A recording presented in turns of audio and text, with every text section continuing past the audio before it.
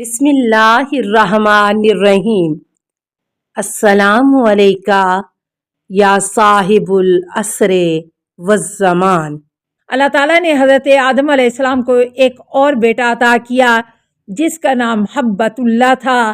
حضرت آدم علیہ السلام نے مخفی طور پر اسے اپنا وصی بنایا اور اسے کہا کہ اپنے وصی ہونے کے بارے میں آشکار نہ کرے، اگر آشکار کر دیا تو قابیل اسے بھی قتل کر دے گا۔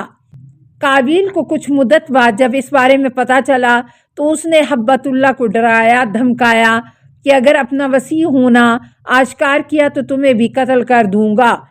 اقتباس از بحار الانوار جلد 11 صفحہ 240۔ حابیل کا قتل و دفن۔ قابیل کا حسد اور اس کی قربانی کا اللہ کی بارگاہ میں قبول نہ ہونا اس بات کا موجب بنا کہ قابیل کے دل میں کینے کی آگ بھڑک اٹھی۔ سرکش نفس نے اسے اپنی لپیٹ میں لے لیا اور اس نے واضح طور پر حابیل سے کہا کہ میں تمہیں قتل کروں گا۔ ہاں، جب طمع و لالچ اور خود خواہی و حسد غالب آ جائے تو اس وقت انسان سارے رشتے بھول جاتا ہے اور مہر و محبت کی جگہ غضب و حشم کو بسا لیتا ہے۔ جناب حابیل جن کا باطن پاک تھا اور خداوند قدوس پر ایمان رکھتے تھے، انہوں نے اپنے بھائی کو نصیحت کی کہ اللہ نے اس غلط کام سے ڈرایا ہے اور کہا کہ اللہ تعالیٰ صرف پرہیزگاروں کا عمل قبول کرتا ہے۔ تم بھی تقوی اختیار کر لو تاکہ اللہ تعالیٰ تمہارا عمل بھی قبول کرے۔ البتہ یہ جان لو کہ اگر تم مجھے قتل کرنا چاہتے ہو تو تمہاری مرضی، لیکن میں کبھی ایسا کام نہیں کروں گا کیونکہ میں خالق کائنات سے ڈرتا ہوں۔ اگر تم ایسا کرو گے تو میرے اور تمہارے اپنے گناہوں کا بوجھ تمہارے کندھوں پر ہوگا اور تم جہنم میں جاؤ گے، کیونکہ ستم گروں اور ظالموں کی سزا یہی ہے۔ حابیل کی نصیحتوں نے قابیل کی ناپاک روح پر کوئی اثر نہ کیا۔ اس کا سرکش نفس مزید سرکش ہو گیا۔ اس نے اپنے بھائی کو قتل کرنے کا پکا ارادہ کر لیا۔ سورہ مائدہ آیت 27 تا 30۔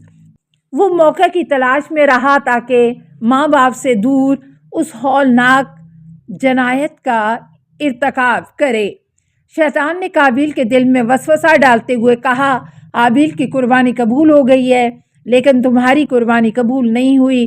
اگر تم حابیل کو زندہ چھوڑ دو گے تو کل کو اس کی اولاد ہوگی اور اس کی اولاد تمہاری اولاد پر فخر و مباحت کرے گی کہ ہمارے باپ کی قربانی قبول کی گئی تھی لیکن تمہارے باپ کی قربانی قبول نہ کی گئی۔ تفسیر نور الثقلین جلد 1 صفحہ 612۔ اس وسوسے نے اس کے دل میں اپنی جڑیں مضبوط کر لیں اور وہ ہمیشہ موقع کی تلاش میں رہا۔ ایک دفعہ حضرت آدم علیہ السلام خانہ کعبہ کی زیارت کے لیے مکہ گئے ہوئے تھے۔ قابیل اپنے باپ کی عدم موجودگی میں حابیل کے پاس آیا اور ان سے لڑائی جھگڑا کرتے ہوئے کہا، تمہاری قربانی قبول ہو گئی جبکہ میری قربانی رد ہو گئی ہے۔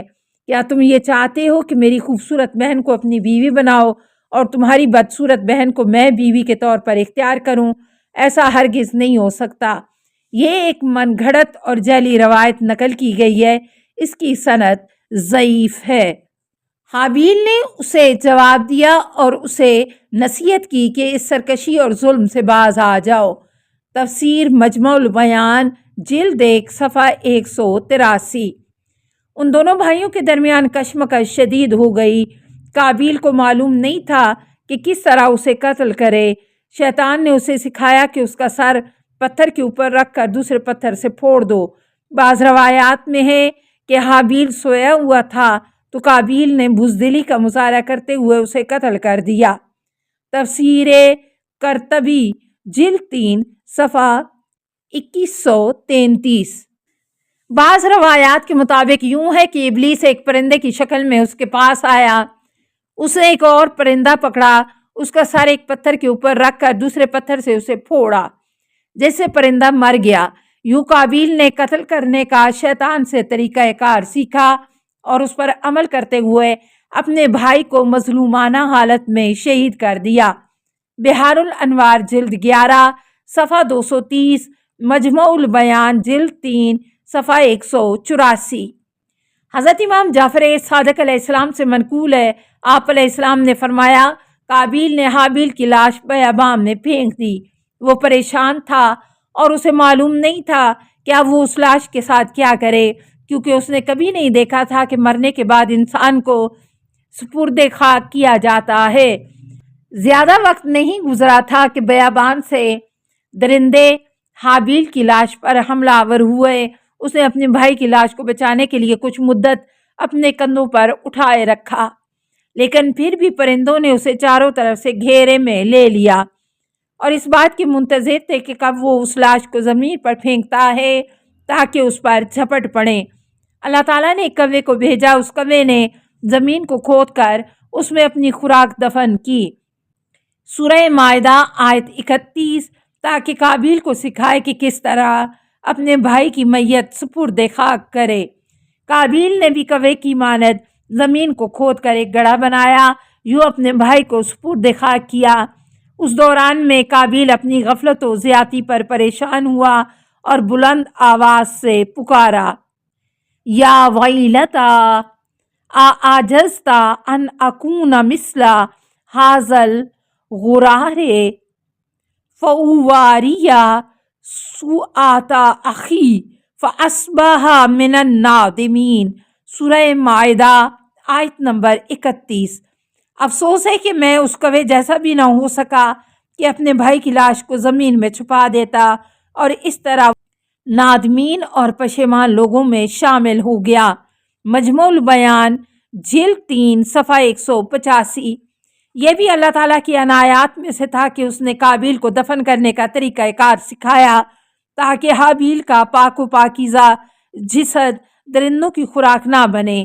اس کے ضمن میں قابیل کو سرزنش کی ہے کہ تو جہالت و نادانی کی وجہ سے کوے سے بھی پستر ہے۔ اس جہالت اور بری صفت نے بھی اسے اپنے بھائی کو قتل کرنے پر آمادہ کیا تھا۔ حضرت آدم علیہ السلام کا شدید غم اور خدا کا تسلی دینا۔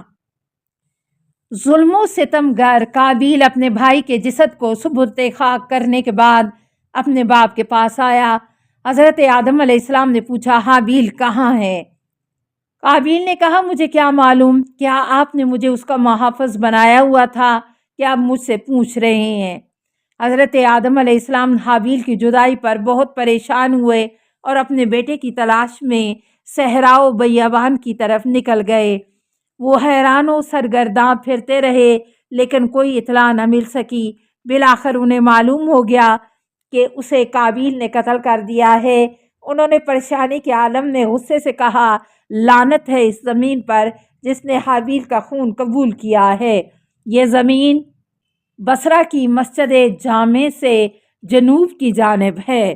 بحار الانوار جلد 11 صفحہ 228۔ اس کے بعد حضرت آدم علیہ السلام اپنی آنکھوں کے نور اور بہترین فرزند کے فراق میں 40 دن تک شب و روز گریا کرتے رہے۔ تفسیر نور الثقلین جلد 1 صفحہ 612۔ حضرت آدم علیہ السلام نے تلاش کرتے کرتے اپنے بیٹے کی قتل گاہ تلاش کر لی۔ السلام علیکہ یا صاحب العصر والزمان، الامان الامان الامان من فتن الزمان، السلام علیکہ یا خلیفۃ الرحمن، السلام علیکہ یا امام الانس والجان، السلام علیکہ یا مظہر الایمان، السلام علیکہ یا شریک القرآن، السلام علیکہ یا قاطع البرہان، السلام علیکہ یا امام زماننا، ھذا اجل اللہ فرجک وسہل اللہ مخرجک وظہورک، السلام علیکہ ورحمۃ اللہ۔ اللہم صلی علی محمد و آل محمد۔